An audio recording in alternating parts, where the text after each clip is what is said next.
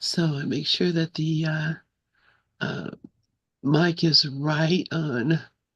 Okay. Unfortunately, it's just not so good when we do it this way, but I am going to be getting a new computer soon, and so a new laptop. So I can actually, not right now, my laptop is shutting itself off without my permission.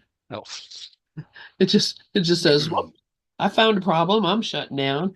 a So computer with an authority problem, huh? it does, man. Well, I have Uh, us on from last time, um, page 349. Is that where you have us? Oh well, Probably. whatever the equivalent says. Let's see. One of Freddie's recommendations that I will bring along is where I've got us. Wait, Okay, we'll just get there then. yeah, and let's see. I guess I need to get back over here and see what you're seeing. There we go. So Okay. your screen shows page 336 of 492 or 68%. So we're at least two-thirds of the way through the book. And if we've just read it straight through, it says 6 hours and 51 minutes, but I suspect will take longer than that. Oh yeah. Okay. So yes, and I remember reading this about Freddie's recommendation to bring some rubber cement. Uh, Right. so we did read that. Yep. Yeah.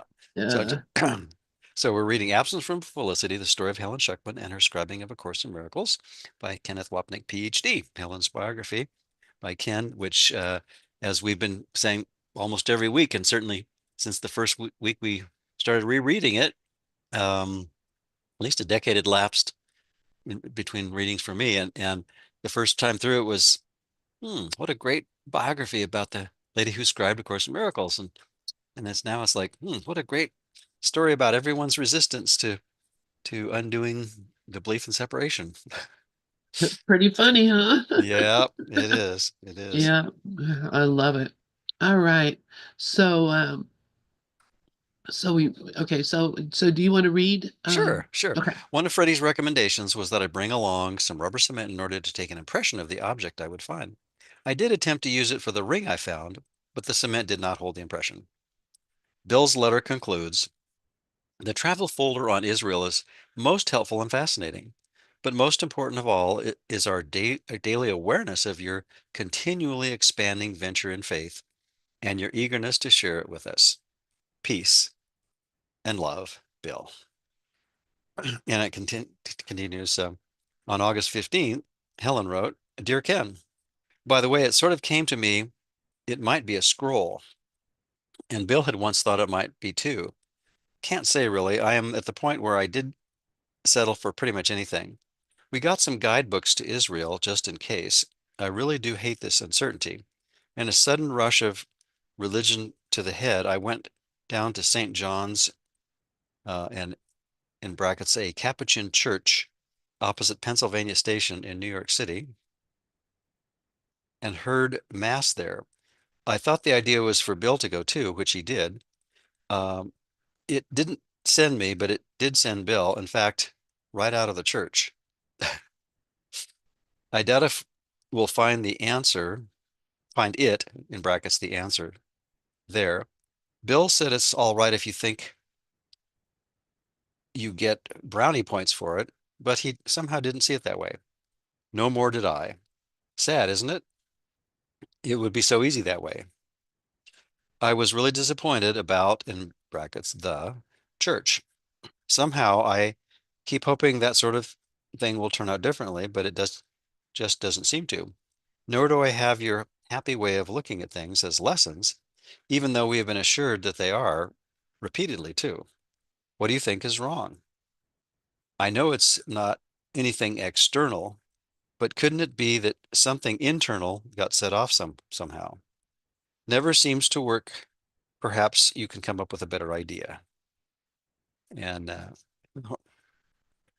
then Ken concludes with Helen's last comments refer to the ego's magical hope that the outer determines the inner, so that faith in God could be brought on by externals such as attendance at Mass.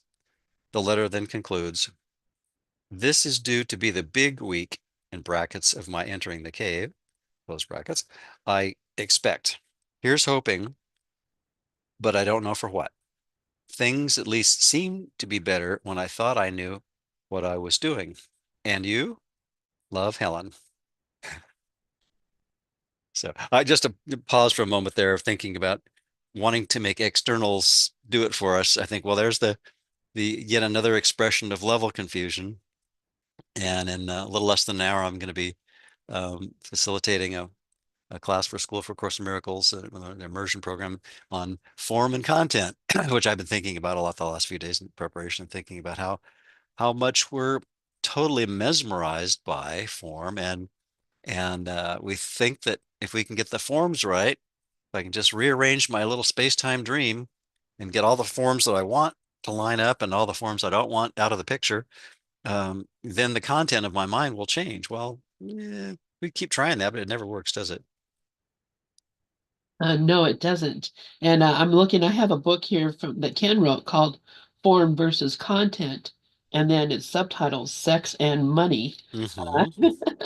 and Yeah, I've actually been re-listening to the first part of that audio. I haven't finished the whole thing again, but I probably listened to it a couple of times as I have probably most of Ken's audios at this point. But yeah, he's really cute and funny. And at the beginning, he says it was he said that the secretary typed it up wrong. It was supposed to be SECTS and money is the subtitle. He says, that's but so pretty hope funny. hope nobody's disappointed. And he says, but since it was published SEX and money, I'll give a talk on that. And so he promised that the second half of his talk would be about that, which I haven't got That's to again yet. But hilarious. but but he goes on to say that his talk will be like every other talk because it's always about the content and never about the form because the form takes so many myriad variations and it's uh, it's all designed to keep us mesmerized and distracted and hopelessly enthralled with the promise that somehow, the dream, if we just got the dream right, we'd be happy in the dream, but the dream was made out of unhappiness. It was out of guilt. Yeah. It was out of an attempt to escape from this enormous guilt, and we projected an entire cosmos from microcosmos to macrocosmos to keep us mindless. Yeah. And And the that's soon the hilarious. sooner we recognize that the sooner we will begin to undo our investment in that those externals and the internal content of the ego of sin, guilt, and fear, which uh, presupposes the need to do the projection in the first place, right? Yeah. Well, yeah, exactly. So yeah, it's this whole idea that they keep talking about entering a cave and then they talk about going into a church. And that's a cave too. Right. Or Man-made cave, right? a man-made cave that we're going in to check. In fact, the original churches, the ones that the Coptic Christians or the original Christians, they did meet in caves because they were hiding out. So a lot of times. And so, yeah, it's really interesting, this whole thought of the cave and then the church. And I noticed this little book that I have, I actually had Ken sign it, to Lynn in Love and Peace, Ken. How sweet he was to sit there and just sign book about, I mean, people just brought up all their books and had him sign them. And I had him sign a few, but why? What's the point? Other than to say, yep, I had this and this came from Ken.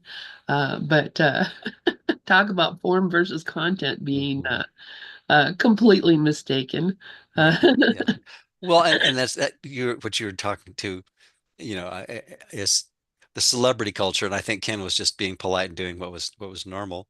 I know Gary Renard when he goes to gives presentations, he always likes to pose with people for selfie shots and all that kind of stuff, and he says, "Yeah, I love that stuff." It's like, which is why not? Why not do what people want and because it doesn't hurt anything. The only caveat to that is if we take the form seriously and make big deal about the differences, then we're missing the whole point of what's been shared, right?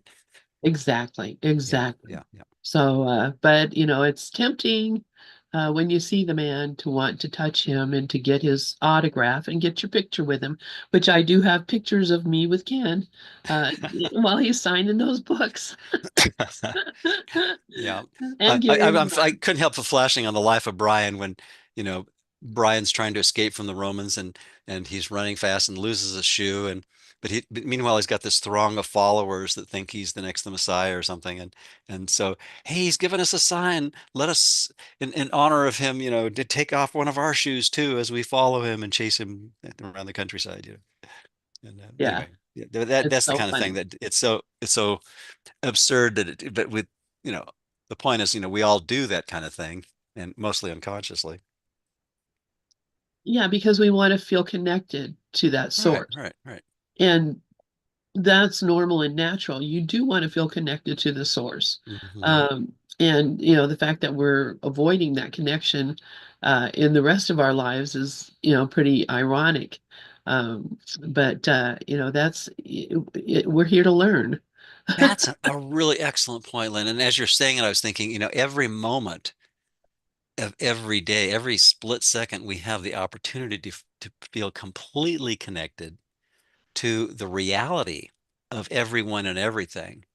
But it's only because of the ego's um, zooming in and zooming out and comparison and wanting to make big deals out of specifics, that we don't really appreciate the context and the interconnectedness and the true holiness of not the form, but what's behind the form that we could see with vision. And I think that's why there's emphasis on vision in the course too. It's like if we let go of wanting to make things a certain way and let creation reveal itself to us, we'd be indescribably happy, as the course says.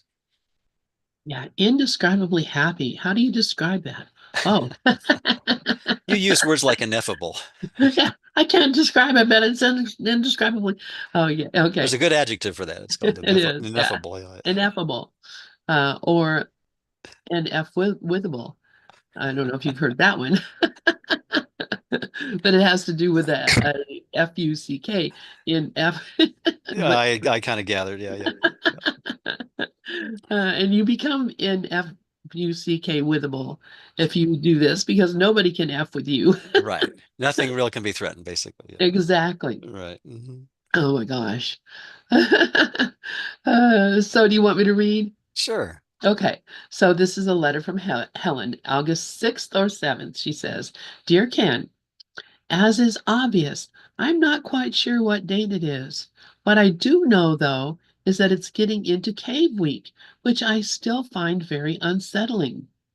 Bill thinks I have the speleological jitters, which I gather is very serious indeed, and there's no cure for it as yet. This is because it's very rare and not much research has been done on it yet. In fact, practically nobody has it. As you can see, even my typing is adversely affected. Now, surely she must have gotten that this was a joke. I, does she really think there's such a thing as speleological jitters? I don't know, but it definitely was a joke. So she continues, it's still uncomfortable being half poised for flight. You can't walk steadily with one foot off the ground, or with one shoe, as Brian found out. It's really difficult to know what to do about the other one at this point. So far, there has been only dead silence from above, or perhaps I should say within. Perhaps the wires are crossed at the moment. It may be partly because I have been very reluctant to go back to the sound thing. See chapter 14. Well, look at that. Not quite having recovered from the chapter. Perhaps the way to recover from the chapter is to go back to the sound thing, but I can't see it that way yet. You don't seem to have the trouble with assignments that I do. We are still meeting Freddie just about every day, and though he used to be quite rare on even though he used to be quite rare on our horizons, it's getting so that we even know when he'll turn up and where to. I don't get just what his part in all this is in all this. And then in parentheses, I didn't say all this mess, you'll note, but it obviously crossed my mind into parens. but he seems to have something to do with it. Perhaps I should mention again that he was so anxious that you remember it might be quite a number of attempts before you find the who knows what. I am beginning to look back with nostalgia on the good old days when I was just depressed and anxious, but had a general feeling that I knew what I was doing. Things were much better then. Bill says they weren't, though. I expect it's that last step that's holding things up. It's a hard one for most of us. How did you ever manage? So if she's talking about, the old days of feeling depressed and anxious, I think about today's lesson, which says, take a look. This is lesson 39 today, and it is my holiness is my salvation. And he tells us to uh, spend time looking at our all of these ideas of uneasiness, depression, anger, fear, attack, worry, insecurity, and so on. Whatever form they take, they are unloving and therefore fearful. And this is from them that you need to be saved. So Helen is saying, thought back when I had those thoughts, I was doing a lot better. But Bill says, nope, you weren't. And Along those lines, I have to keep reminding myself that when things seem to be getting worse when practicing the course, I think that's a very common syndrome. And what the course reminds us is that we've never, ever been happy with the ego. right, But because we're starting to pay more attention to how absurdly ineffective and and what a chaotic mess the ego thought system really is when we look at it honestly and clearly and see that not only is it completely insane and disruptive and unsettling, but it's also ultimately nothing. But we need Holy Spirit's help to see that. And if we listen to Holy Spirit consistently, we'll discover that we've actually been upset and not at peace all along, but we masked that over with our belief that, oh well, it's got to get better sooner or later. You know, there's got right. to be a pony in here somewhere. Exactly, And exactly. that's I think that's the practice of when things seem to be going more off the rails, whether it's in our outer world, the things we see on the screens of our digital world, or in under our own roofs, or on the roads we travel on, or whatever. The places we frequent that outside our homes, or traveling or whatever.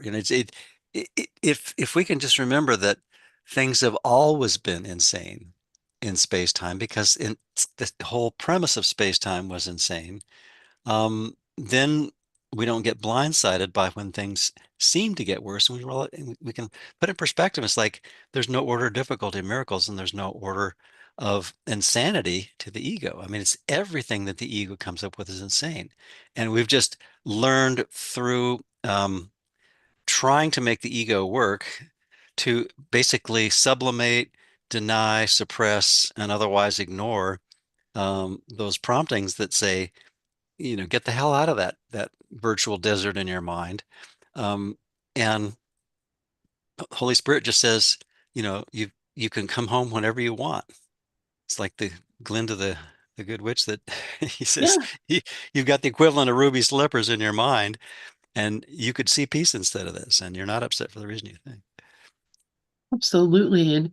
And how simple it is. How simple it is. And all we have to do is just recognize that. So it's a recognition, that's all. Hmm. So yeah, interesting. So Helen is, really conflicted and expecting that something is going to come out of this cave, and so far no good. So Right. um, but there's a lot more to it than just digging around in a dusty old cave. Yep.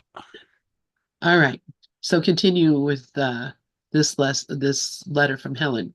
Just think, by now you've been in the cave and all. I'm holding my breath, and meanwhile, Bill wants to say hello. So love, Helen.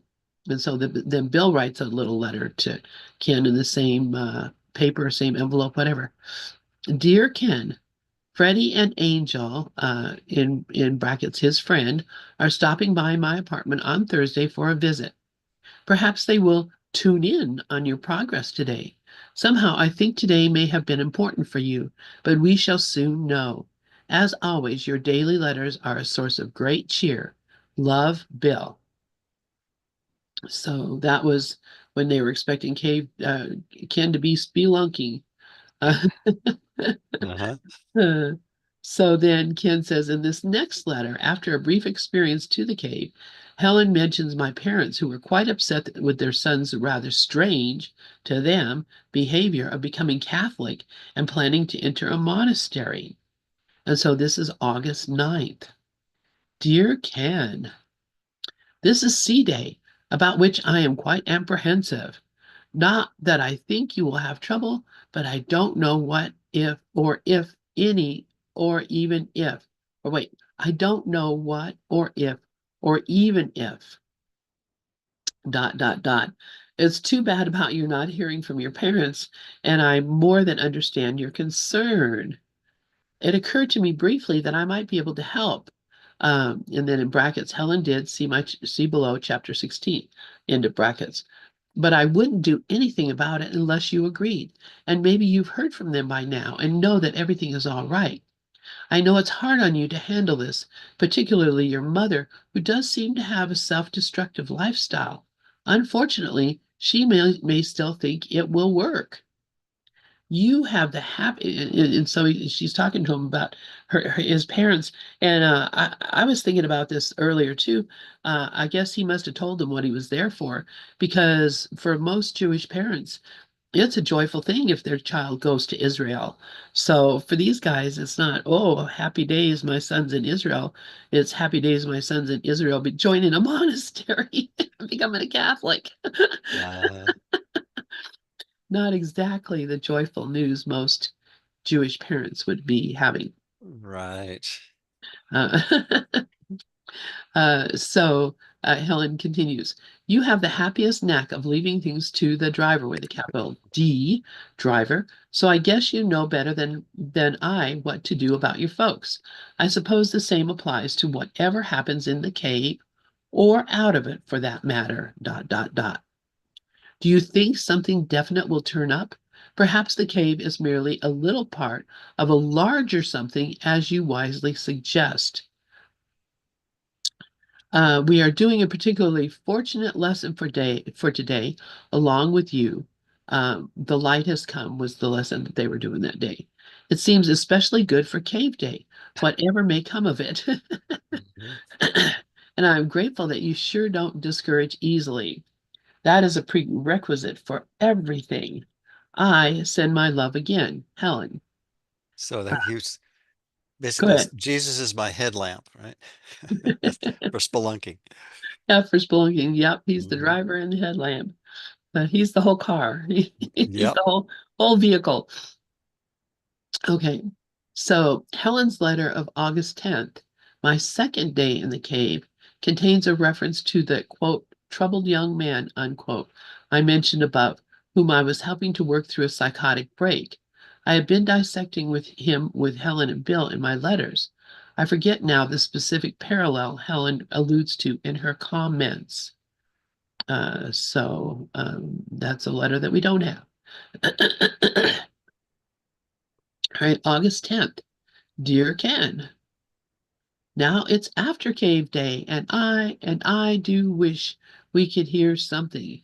I more than understand the telephone problem you described, which Bill anticipated. And maybe there's nothing to tell us, perhaps in time.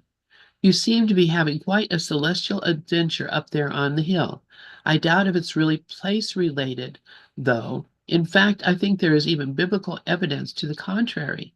and I gather there is indeed some very active practical help you are called on for, even there. It may be that there really are no peaceful, secluded hilltops anymore, if there ever were. Excuse me. It is interesting that you've run into a young man whose problems seem so much like those in the family. That is Helen and Bill here. Perhaps that is a special thing for you. Who knows where we will all end up or what we will be doing there. I'm sure we can be a big help to each other in doing it, though. I'm really trying to be patient about cave news, but I'm afraid I'm rather deficient in that respect. I don't even rate A for effort. Yet it sufficeth that the day will end, which is at least a pretty line. And so, love for today again, Helen. She's really anxious about, what's he finding. Apparently, they have trouble with the telephone, which imagine back in those days to make a call from Israel to New York, had to have been like either very expensive, Hmm. very difficult, who knows. Yeah. It's not like you could just, dial them from your World Wide Web. Nope. Nope, No satellite cell coverage or anything like that. none of that. All right. You want me to continue reading, or do you want to read for a while? I can read when Okay. August 11th, right? Yeah. Yeah, Yeah. August 11th. Dear Ken, and so we're still waiting for news. It's so very nice to get your letters anyway. I'm by no means complaining about that. I suppose if I had your lovely happy outlook, I'd say it's so wonderful hearing from you and getting such spiritually uplifting messages that it's positively ungrateful to need more. I'm practicing doing it, but I'm not the type, in parentheses, yet. Your letters are still very welcome to both of us, I assure you. I guess the cave just waits. We are going to the Israel Travel Bureau on Monday just to be ready in case. The whole thing seems quite dreamlike to me. Bill is more realistic. Like you, he says, you just go. Me, I see problems. More practicing indicated. I do hope you've heard from your parents by now and been reassured about them. Long distance worrying is particularly painful. Your friend might help, but I'm sure you've asked him. Capital F friend, that is, of course. Your friendship seems to be growing, doesn't it? Love for now, Helen. On Monday, the day we would call Helen and Bill, Bill wrote me a letter, largely about our mutual friend, Father Michael. These portions are omitted. Shall I read the letter? I'll go on it. Okay. August Sure. Yeah. 13th. Dear Ken, while sitting at my desk early this morning, I was thinking of you and of the possibility that we might receive an unscheduled call. When I think of all the difficulties involved in your making a call, in parentheses, even though your way is smoothed, close paren, I'm not sure that this would be the best use of your time, but perhaps this can serve as part of our attempts to improve the frequency of our correspondence.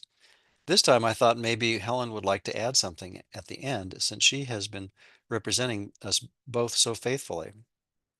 This afternoon, Helen and I are planning to stop by the Israeli tourist office to pick up whatever relevant information there may be. But now it's time for Helen to tell you the rest. Love, Bill. And then here's from Helen. Ken, dear, there's not much space left at the end of the page. Um, for the rest, there isn't any really. We're just sort of suspended and it feels a little funny. It would be nice to hear something definitive maybe soon. You're surely getting letters from us now. In brackets, the mail had been erratic. We're writing lots. Much love, Helen. Helen's last two letters were written after my telephone call to report on the cave and consisted mainly of the upcoming trip, which Helen and Bill were finally able to make definite. Want to pick up from there? Sure. Okay. Okay. So August 16th. Dear Ken, it's funny to go over all this because by the time you get this letter, you will know all about it. We've arranged for 2 nights in Tel Aviv under advice from Jesus, and it's probably a good idea at that. Freddie is still sure of something behind loose stones at the back of the cave.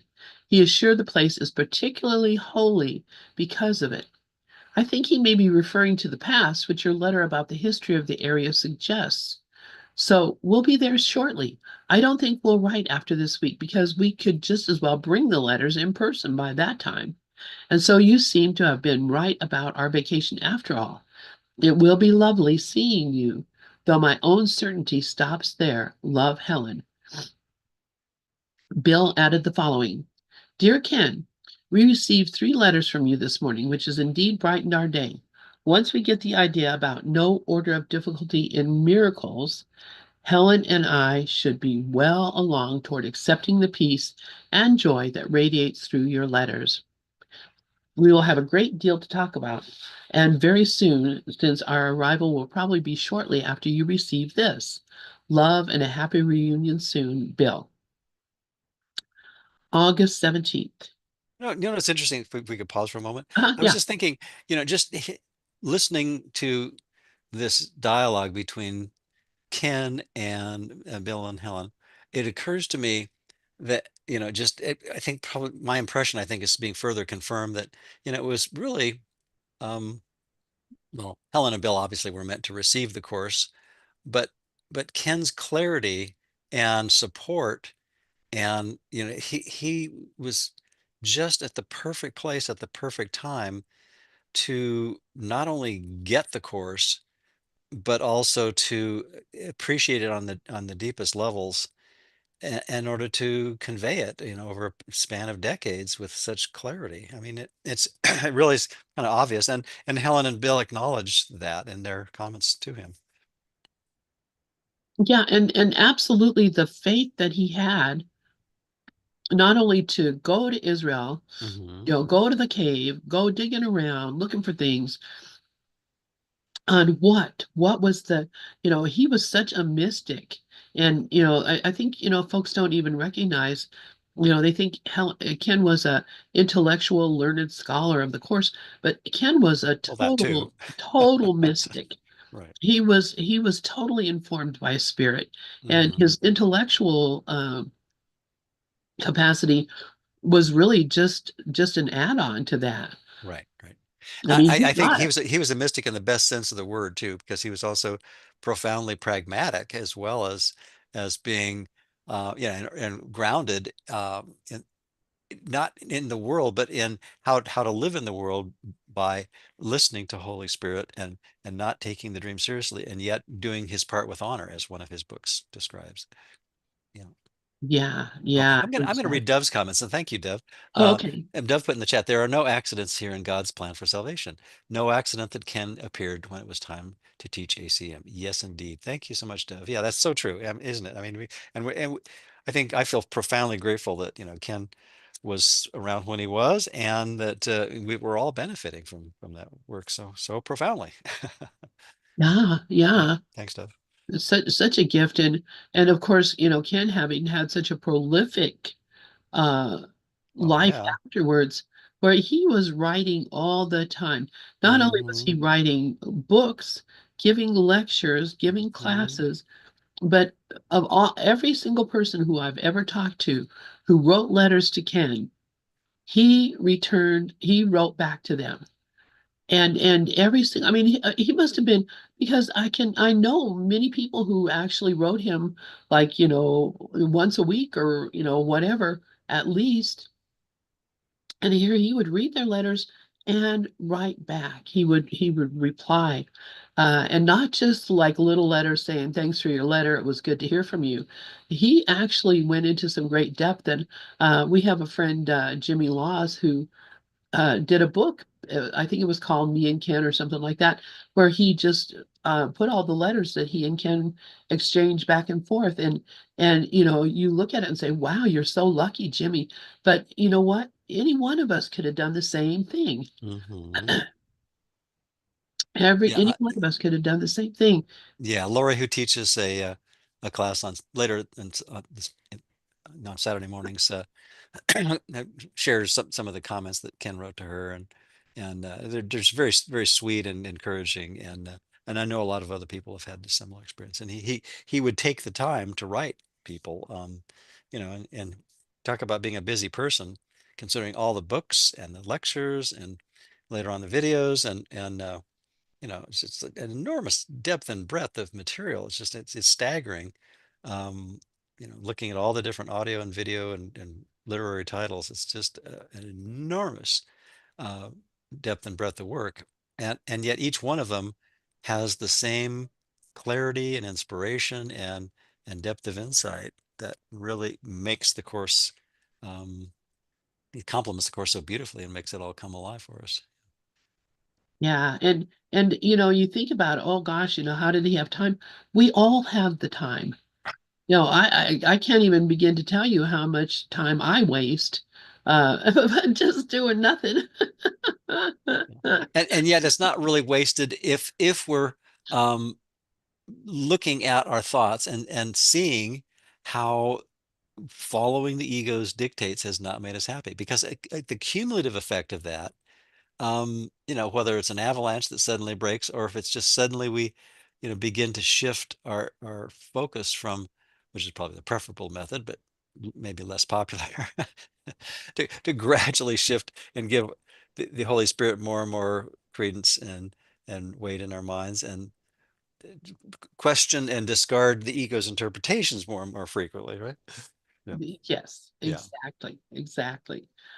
So, don't feel guilty because you're not doing it, but recognize that it's possible. This is not a superhuman feat, and it doesn't take anything out of you.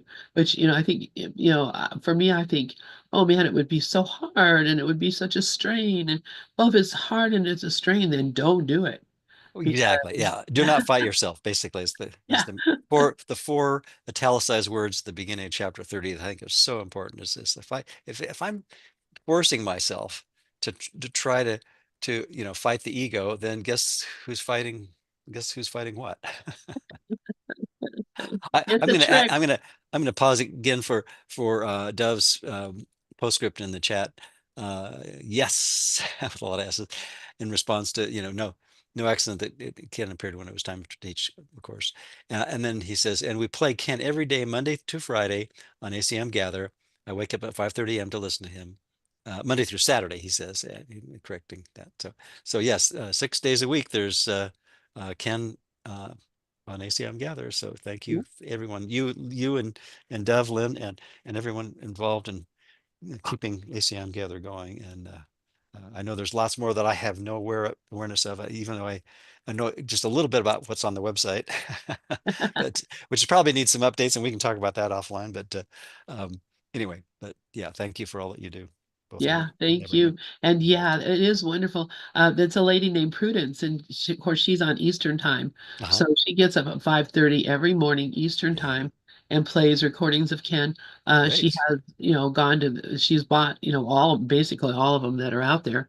And then also on Sunday, Saturday night, Sunday morning, she plays Kurt Morrow. And I'm sure you're probably aware of Kurt in his teaching. He was a brilliant teacher of A Course in Miracles who uh, knew and worked with Ken, and also who passed away in the was it probably the 70s.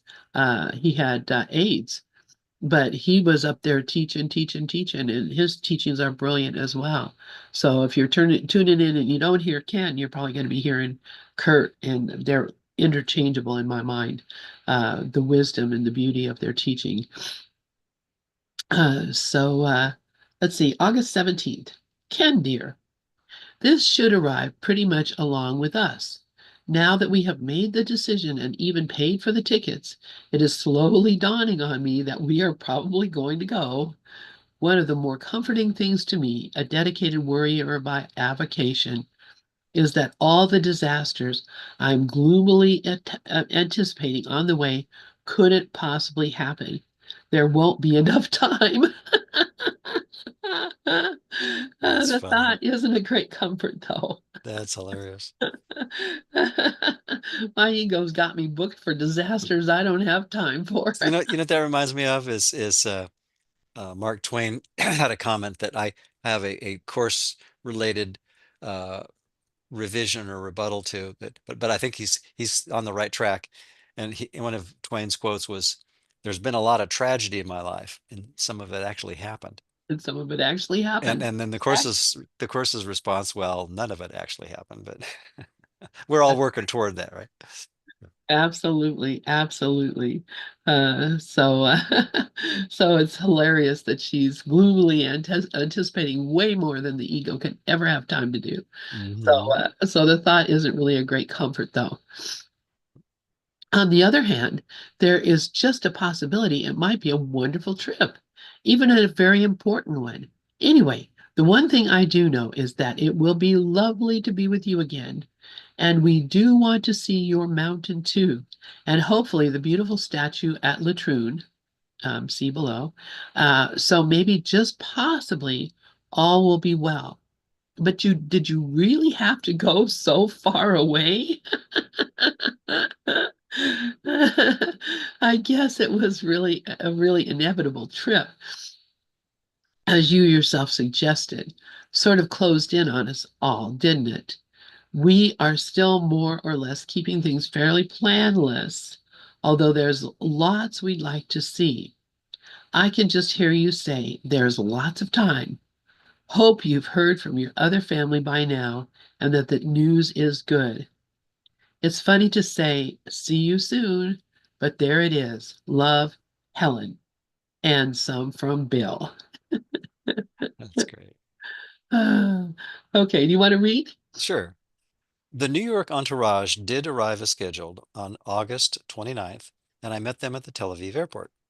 We rented a car, and I acted as chauffeur slash tour guide for our 2 weeks together.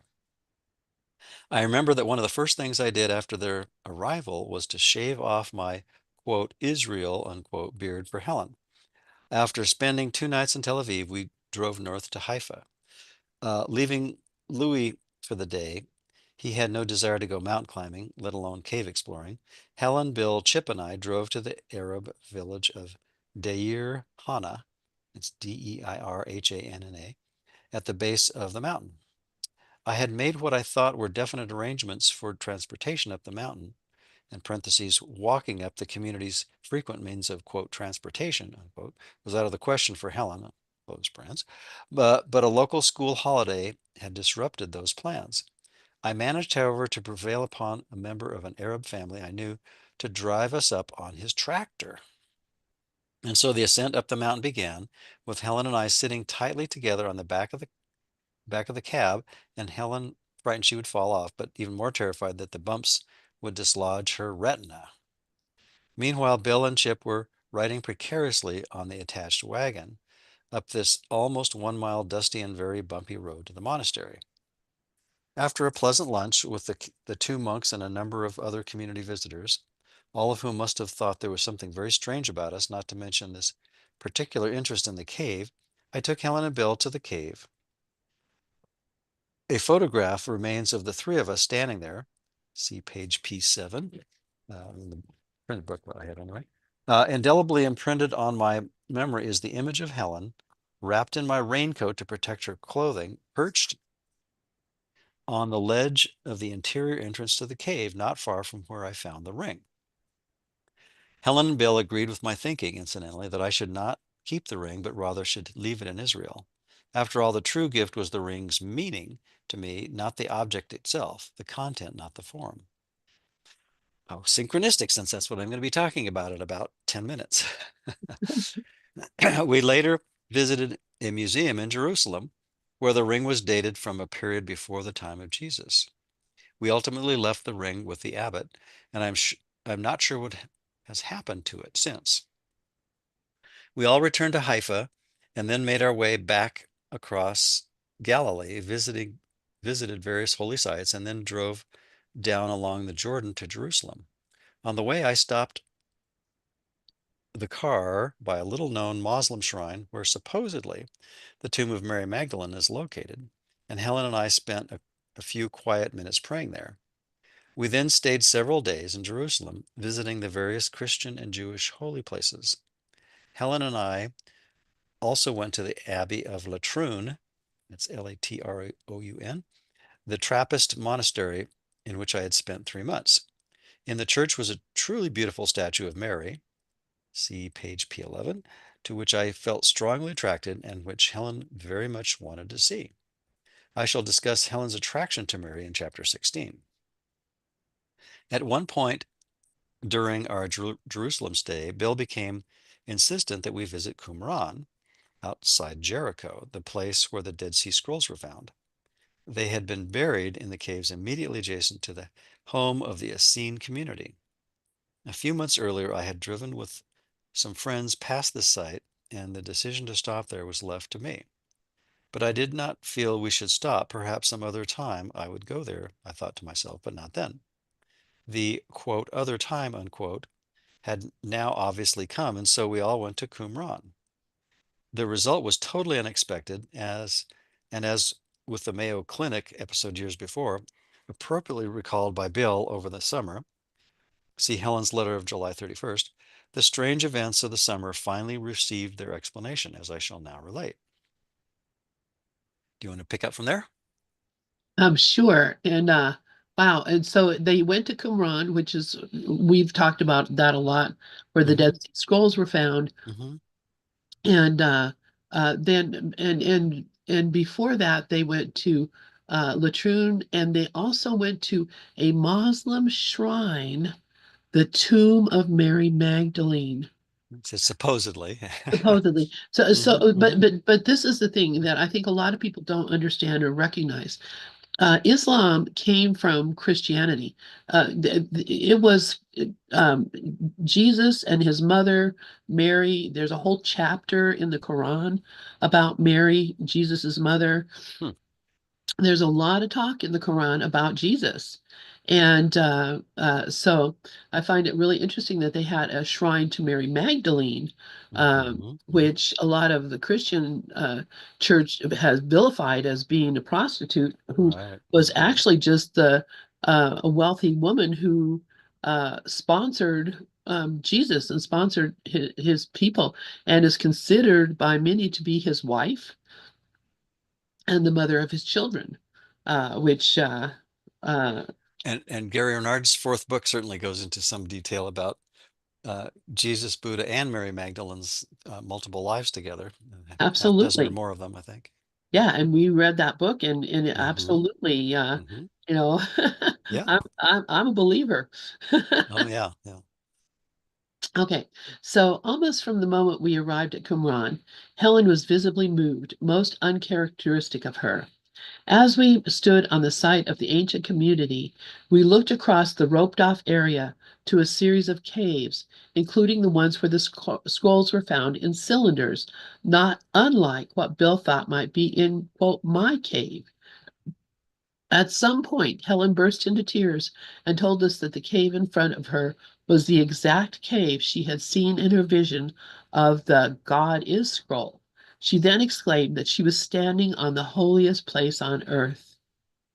Turning to look around at the Dead Sea not far from Qumran, Helen remarked that the water level was too low and that it should be considerably higher.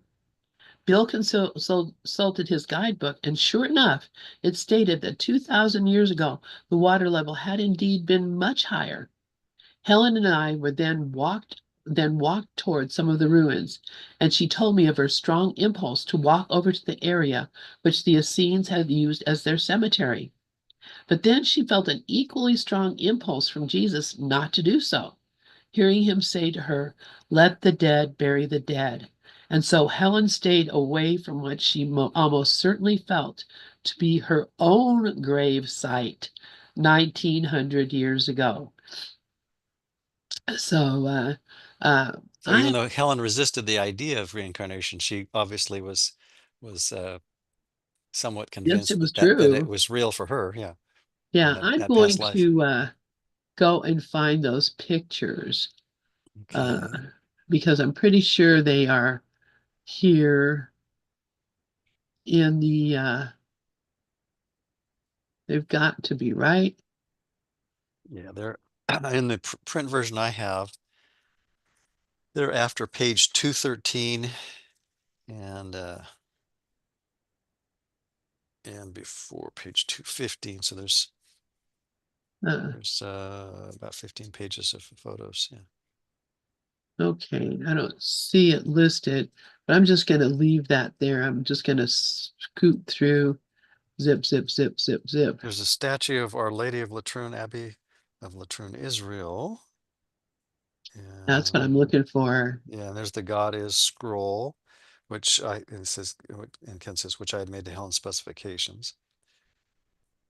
And then there's one of the Qumran caves that Helen identified as the cave in her God is vision, view toward the Dead Sea.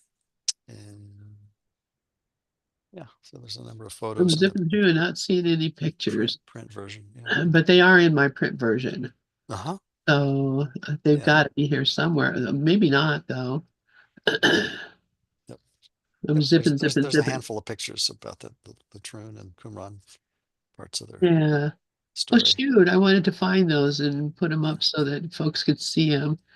Probably because I know I have them in the actual physical book, Mm-hmm. but I'm not seeing them in the. They're probably here in an appendix or something.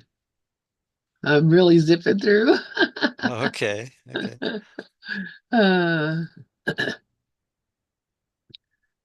But I'm just finding it fascinating that those three went off to Israel together, and that Helen was, seeing these things. And I can just imagine how it feels to be standing in a place where you stood before, Mm-hmm. uh, being in a life that uh, recall but don't recall.